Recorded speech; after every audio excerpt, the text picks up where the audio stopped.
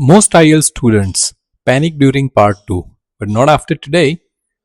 I'm going to show you exactly how to deliver this cue card using my 5-step flow that keeps your answers smooth, natural, and band aid ready.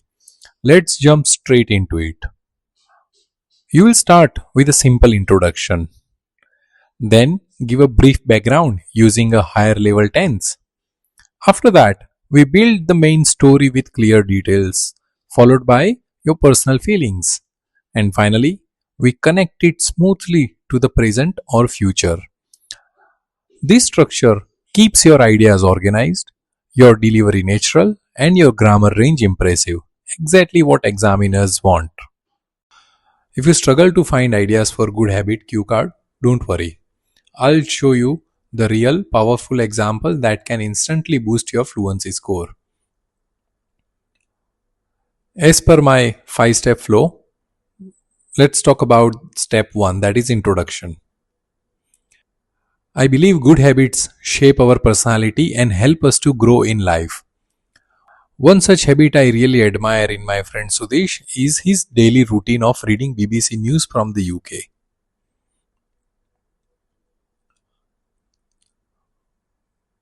Step 2, it's going to be the background.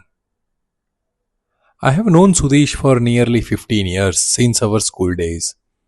Back then, he was always curious about world events and loved discussing global topics even as a teenager. Now, we will talk about the description, that is where we spend most of our time. Over the years, he has developed a strong habit of reading BBC News every morning without fail. He usually spends around 30 minutes exploring international stories, editorials, and language features. This habit has not only improved his general knowledge but also helped him absorb high quality English expressions and sentence structures. When he was preparing for IELTS, this routine made a visible difference in his vocabulary and fluency. Even today, his communication skills and confidence stand out in every discussion we have. Now, step 4. It's going to be the opinion or learning or how you feel about it. I truly admire his consistency and self discipline. This habit reminds me that language learning is not about memorizing, but about immersing yourself into a real content every day.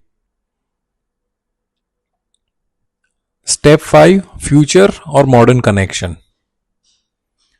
I'm planning to adopt the same routine soon, starting with just 10 minutes of BBC reading daily. I'm sure this small step will not only enhance my language skills but also keep me updated with what's happening around the world.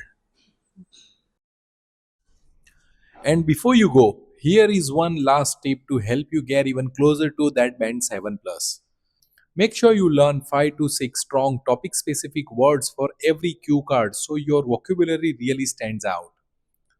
Try to use all three key tenses past, present, and future to show your full grammatical range. And don't forget to add smooth linking words like interestingly, however, and personally to keep your answers flowing naturally. Most importantly, always include your personal connection to the topic. That authenticity is exactly what examiners love to hear. Keep practicing, stay consistent, and I'll see you in the next cue card.